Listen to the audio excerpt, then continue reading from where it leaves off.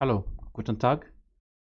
আজকে আমরা প্রেজেন্সের second part নিয়ে আলোচনা করব।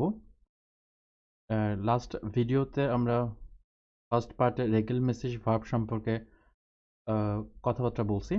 আজকে আমরা কিছু স্পেশাল নিয়ম দেখব। আচ্ছা, এইখানে আমাদের দুইটা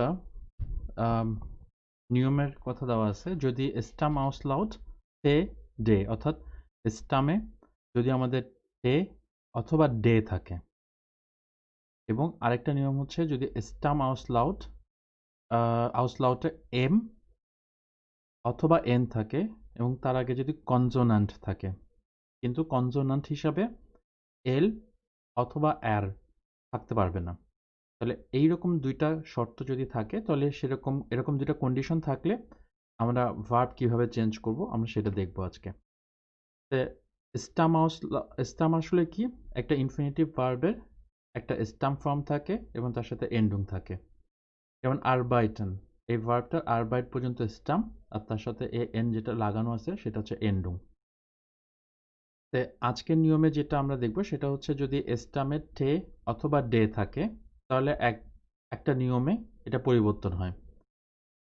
তাই এইরকম কিছু ভার্বের উদাহরণ এখানে দেওয়া আছে, যেমন আরবাইটেন স্টামে আমরা খেয়াল করলে দেখব এখানে টে আছে। আন্টভোটেন মানে কোনো কিছুর উত্তর দেওয়া, এটা স্টাম ফর্মে আমরা দেখতে পাচ্ছি যে আন্টভোট, একটা টে আছে। আবার বিল্ডেন ভার্বটা যদি আমরা দেখি এর স্টাম ফর্মে আমরা ডে দেখতে পারবো, অথবা ফিন্ডেন এই ভার্বটা যদি দেখি তাহলে আমরা দেখবো যে এর স্টাম ফর্মে ডে আছে। অর্থাৎ এই ভার্বগুলোর পরিবর্তন একটা অন্য নির্দিষ্ট নিয়মে হবে। তো প্রথমে আমরা যে ভার্বটা নিয়ে আলোচনা করব সেটা হচ্ছে আরবাইটেন, মানে কাজ করা। তাহলে সেই ক্ষেত্রে কি হবে? এয়ারস্টা পারসন সিঙ্গুলার, আমি, ইহ, স্টাম অপরিবর্তিত থাকবে, এন্ডিং হিসেবে যোগ হবে এ, হবে ইহ আরবাইটে। ইহ আরবাইটে। zweite পারসন সিঙ্গুলার, তুমি, ডু, স্টাম অপরিবর্তিত থাকবে, এন্ডিং হিসেবে যোগ হবে এ এসটে, অর্থাৎ এটা হবে ডু আরবাইটেস্ট, ডু আরবাইটেস্ট।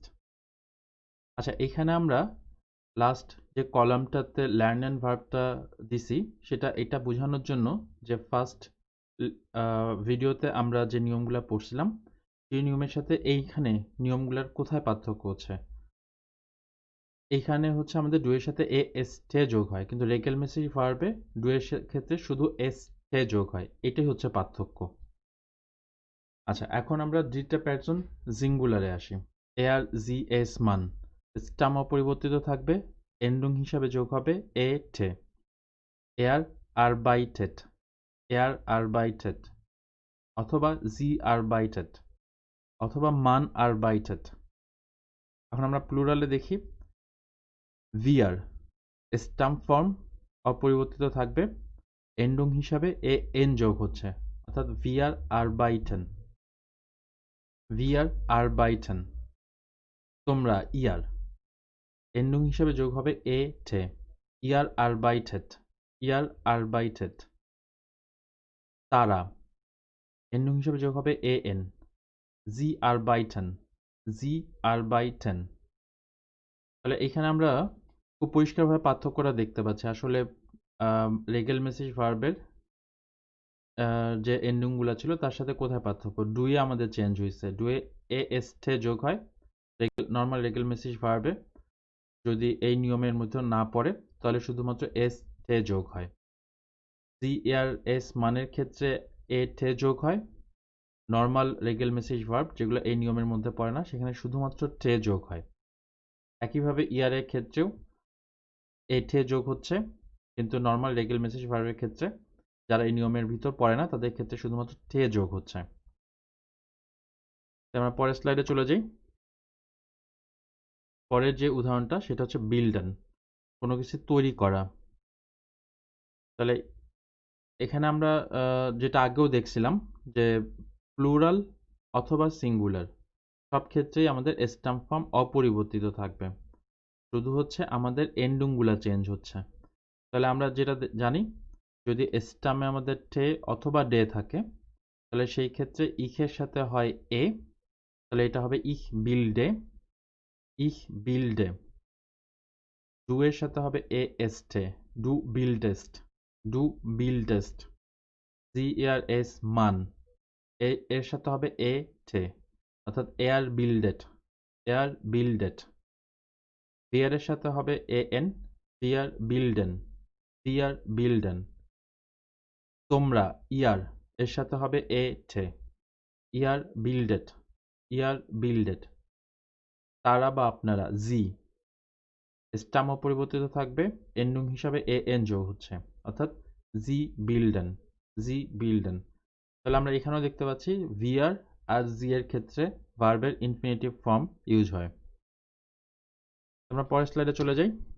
পরের স্লাইডে আমরা পরের নিয়মটা পড়বো। যদি স্টামে আমাদের এম অথবা এন থাকে এবং তার আগে যদি কনসোনান্ট থাকে এবং সেই কনসোনান্ট হিসাবে এল অথবা আর থাকতে পারবে না, তাহলে সেই ক্ষেত্রে আমরা কি নিয়ম ফলো করব।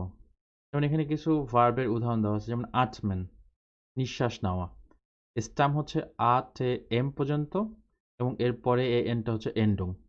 তাহলে এখানে আমরা দেখতে পাচ্ছি যে আমাদের এম আছে, অর্থাৎ এই ভার্বের পরিবর্তনটা এই নিয়ম অনুযায়ী হবে।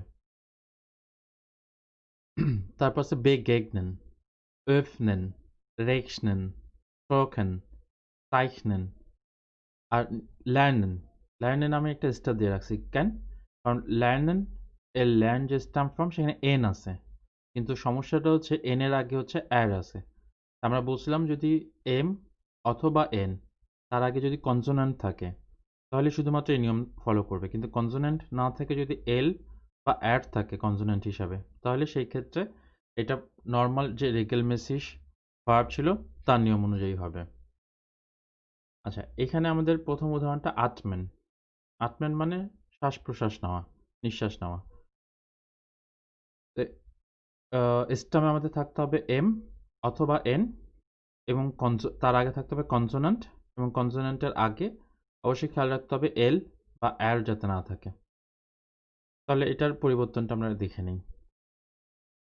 এখানেও একই সিঙ্গুলার এবং প্লুরালে স্টাম অপরিবর্তিত থাকবে সবার, শুধু এন্ডুংগুলা চেঞ্জ হবে। তাহলে ইহ যোগ হচ্ছে এন্ডুং এ, ইহ আটমে।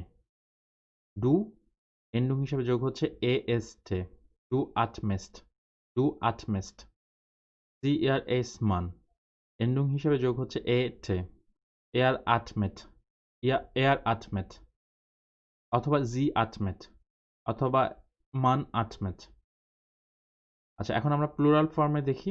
আমরা ভিআর, স্টাম অপরিবর্তিত থাকবে, এন্ডুং হিসাবে এ এন যোগ হবে, ভিআর আটমেন, ভিআর আটমেন।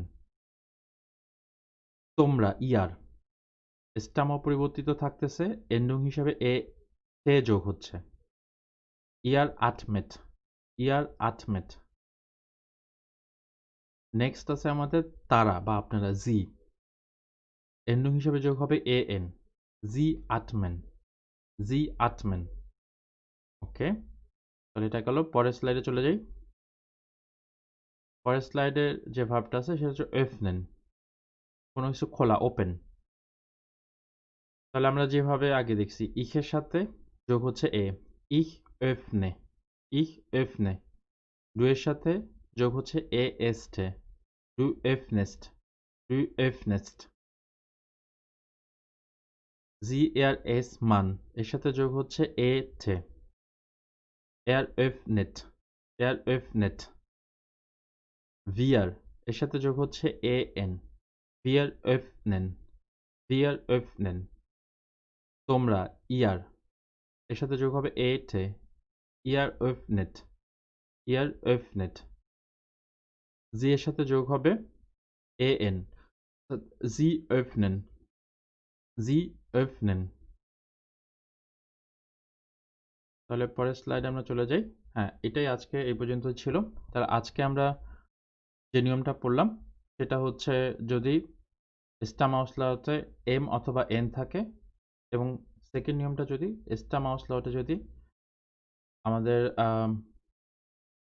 টে টে অর অথবা ডে থাকে তাহলে সেই ক্ষেত্রে দুইটা নিয়ম আমরা দেখছি। আজকে এই পর্যন্তই। খোদা হাফেজ।